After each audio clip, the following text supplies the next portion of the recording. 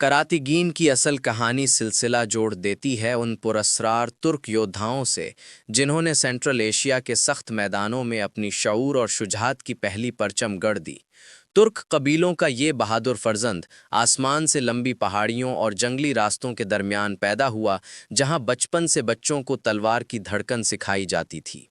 करातीगिन ने अपना जवानी का दौर वक्फ कर दिया जिस्मी कुव्वत, तुरसी सवारी, तीरंदाजी और जंगों की हिकमत सीखने में।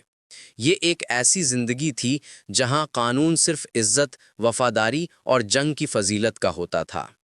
सेल्जुक सल्तनत के उभरते हुए दौर में जब मुस्लिम दुनिया पर हमले बढ़ते जा रहे थे, करातीगिन ने अपनी पहचान एक गाजी के तौर पर बनाई। वो जो जिंदगी सिर्फ अल्लाह की राह में लड़ता और अपनी कौम की हिफाजत को सबसे बढ़कर रखता। उसका नाम करातीगिन भी कुव्वत, सियासी फहम और फौलाद जैसी विल पावर की अलामत समझा जाता है। यही वजह थी कि कबीले के सरदार उस पर अंधी तवक्कुआत रखते थे कि एक दिन ये शामी क़िताए के लश्कर में अगवानी करेगा। किस्मत के रास्तों ने उसे ले आया उस वक्त के सबसे अजीम मुस्लिम रहनुमा सुल्तान सलाहुद्दीन अय्यूबी के कदमों तक। करातीगेन ने तुरंत महसूस कर लिया कि ये फौजदार सिर्फ एक सुल्तान नहीं, बल्कि एक रूहानी कुव्वत है जो पूरी उम्मत को एक परचम के नीचे जोड़ना चाहता है। सलाहुद्दीन ने भी करातीगेन के जज्बे, उसकी ईमानदारी और उसके जंगी दिमाग को पहचान लिया। नतीजा ये कि करातीगिन अय्यूबिद फौज का हिस्सा बन गया, एक वफादार साथी, एक शमशेर बरदार जो सुल्तान के हर फैसले का हिमायती बना रहा। इसका बैकग्राउंड एक ऐसे मुजाहिद का है जिसके एंसेस्टर्स खुदा के नाम पर लड़ताए थे, और अब वो भी उसी रिवायत को जिंदा रखता हुआ क्रूसेडर्स के खिलाफ एक बुनियादी कुव्वत बनकर उभरता है। जहां उसकी तलवार गर्दिश कर रही होती, वहां दुश्मनों के दिलों पर खौफ की परछाई गिरती, लेकिन साथ ही साथ दोस्तों के लिए सुकून और हिफाजत का पहलू पैदा होता। करातीगिन की असल पहचान उसकी ये बात बन गई कि वो सिर्फ जिस्म से ताकतवर नहीं था, बल्कि एक सोच रखता था, गैरत, वफादारी और हक की रखवाली। वो किसी कुर्सी या ताज का भूखा नहीं, बल्कि उस नाम को बुलंद करने के लिए लड़ता था जो मुस्लिम फौज की रगों में खून की तरह दौड़ता था। जंगली सरहदी इलाकों की कुर्बत ने करातेगिन की शनाख्त बनाई, जहां धूल से उठी हुई तलवारों की चमक और घोड़ों की ताप आम सी बात हुआ करती थी। ये फ्रंटियर एक स्कूल था जहां किताबी इल्म से ज्यादा जंगों की हकीकत पढ़ाई जाती थी। यहाँ गाजी का मतलब सिर्फ सिपाही नहीं, एक जिंदा ढाल होता था जो अपनी जमीन, अपनी कौम और अपने ईमान की हिफाजत करता। करातेगिन ने इसी सरहद पर जिंदगी की सबसे कठिन ट्रेनिंग हासिल की। तीर निशाना खाता नहीं था, तलवार रोकना नहीं जानती थी, और उसका जज्बा कभी झुकता नहीं था। फ्रंटियर वॉरियर्स के बीच बढ़कर उसने दुश्मन की निगाहों को पढ़ना और वक्त से पहले वार करना सीखा। हर दिन एक इम्तिहान होता, हर रात एक नई दुआ। कबीले के बुजुर्ग अक्सर कहते, जहां करातगिन खड़ा होता है वहां से दुश्मन के रास्ते मुड़ जाते हैं। यही उसका रुतबा था, एक ऐसा शिकारी जिसे जंग की बू दूर से महसूस होती थी। करातगिन जानता था कि उसकी ताकत सिर्फ बाजुओं में नहीं, उस ईमान में है जो उसे हर दिन जिंदा रहने का सबब देता। फ्रंटियर ने उसे सिखाया कि जीत उन्हीं की होती है जो डर को अपनी तलवार की नोक पर कैदी बना लेते हैं। इसीलिए वो कभी पीछे नहीं हटा, न जंग में न जिंदगी में। जब क्रॉस के परचम ने मस्जिद अक्सा की जमीन को खून से रंग दिया, तब पूरी मुस्लिम दुनिया का दिल फट कर रह गया। इसी वक्त करातगिन का रूहानी इम्तिहान शुरू होता है। उसे पता था कि ये जंग सिर्फ सरहदी टकराव नहीं, ये ईमान और इस्तेमार के दरमियान टकरार है। उसके कानों ने आवाज़ दी, अगर आज हमने हक की रखवाली नहीं की तो कल हमारे बच्चे जंजीरों में पैदा होंगे। करातगिन अपनी तलवार उठाता है, न ताज के लिए न सल्तनत के लिए, सिर्फ बैतुल मुक़द्दस की आबरू के लिए। इसी जज्बे ने उसे ले आया सलाहुद्दीन अय्यूबी के लश्कर तक। अय्यूबी ने इस फ्रंटियर वॉरियर की निगाहों में वो आग देखी जो इम्पीरियों को जला देती है।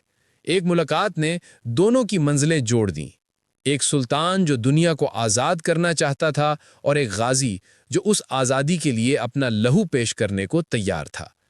क्रूसेडर्स को पहली बार महसूस हुआ कि इनके सामने एक ऐसी कुदरत उभर रही है जो तलवार से ज़्यादा इरादे की स्टील रखती है। करातगिन हर मुकाबले में दुश्मन के दिल को सीधा निशाना बनाता, क्योंकि वो जानता था जंग तलवार से ज़्यादा हौसलों से जीती जाती है। اس کا ایک ہی وعدہ تھا، جب تک میں زندہ ہوں اقصیٰ کی زمین پر دشمن کا پرچم نہیں لہرا سکتا، اور یہی وعدہ اس کی زندگی، اس کا مشن بن گیا۔ جنگوں کے سالوں نے کراتگین کے چہرے پر لوہا لکھ دیا تھا۔ وہ چہرہ جہاں ایک وقت مسکراہٹ ہوتی تھی، اب اس پر تھکن اور سکون دونوں برابر تھے۔ زندگی کا زیادہ حصہ اس نے جنگ کے میدانوں میں گزارا، لیکن آخر کر ہر تلوار کو ایک دن غلاف ملتی ہے۔ کراتگین بھی اس موڑ پر آیا جہاں فوجی جذبہ سوجھ بوجھ میں بدل جاتا ہے اور سپاہی اپنے آخری دم تک دعا بن جاتا ہے۔ صلاح الدین کے انتقال کے بعد دنیا بدل گئی۔ ایوبید سلطنت کے اندر طاقت کی کھینچ تان شروع ہوئی۔ بہت سے پرانے کمانڈر اپنی اپنی فکروں میں گم ہو گئے، لیکن کراتگین نے سیاست سے دور رہ کر ایمان اور وفاداری کا پرچم اٹھائے رکھا۔ اس نے نئی نسلوں کو تلوار پکڑنا نہیں، اسے سمجھنا سکھایا۔ کہا جاتا ہے کہ اپنی آخری سانس تک وہ ایک چھوٹی سرحدی بستی میں رہتا تھا جہاں سے پہلی دفعہ اس نے تلوار اٹھائی تھی۔ صبح کے وقت لوگ دیکھتے کہ ایک بوڑھا غازی گھوڑوں کے پاس بیٹھ کر فوجی جوانوں کو سکھاتا، جنگ جیتنا مشکل نہیں، اپنی نیت صاف رکھنا مشکل ہے۔ اس کے لفظوں میں وہ روح تھی جو پوری امت کو ایک کر سکتی تھی۔ کچھ روایتوں میں مطابق کراتگین نے اپنا آخری وقت سیریا یا ناردرن میسوپوٹیمیا یعنی آج کے ٹرکی کے پاس گزارا، لیکن اس کے مقام دفن کا کوئی کنفرمڈ نشان نہیں ملتا۔ جیسے اس نے خود کہا ہو، مجھے قبر میں نہیں، ان لوگوں کے دل میں زندہ رہنے دو جو حق کے لیے لڑتے ہیں۔ اس کے دوستوں نے کہا کہ اس کا جنازہ سیدھا تھا، بنا تاج، بنا خنجر، صرف ایک پرچم جس میں قرآن کی آیتیں لکھی تھیں اور زمین کی مٹی جس میں اس نے اپنا خون دیا تھا۔ اس وقت کے بزرگ نے کہا، آج ایک تلوار مٹی میں گئی مگر اس کا اثر ابدی بن گیا۔ اس کے وفات کے بعد صلاح الدین کے لشکر کے کئی کمانڈر نے کہا، اگر کراتگین نہ ہوتا تو ہم اکثر جنگوں میں گر جاتے۔ اس نے ہم سب کو دوستی اور وفا کا مطلب سمجھایا۔ تاریخ کے پنے شاید اس کا نام کم لکھ سکیں، مگر جو اس نے لکھا وہ صدیوں تک مٹ نہیں سکتا۔ وہ صرف ایک واریر نہیں تھا، وہ ایک سوچ تھا، ایک ایسی سوچ جو کہتی ہے کہ جنگ صرف تلوار سے نہیں جیتی جاتی، ایمان سے جیتی جاتی ہے۔ آج جب ہم صلاح الدین کا نام لیتے ہیں، اس کے ساتھ کہیں نہ کہیں کراتگین کا سایہ ضرور چلتا ہے۔ وہ غازی جو چھپ کر لڑتا رہا لیکن اپنے عمل سے ایک دور بدل گیا۔ کراتگین چلا گیا لیکن اس کا اثر آج بھی زندہ ہے۔ ہر اس انسان کے اندر جو ظلم کے سامنے خاموش رہنے سے انکار کرتا ہے اور سچ کے لیے اپنا سب کچھ داؤں پر لگا دیتا ہے۔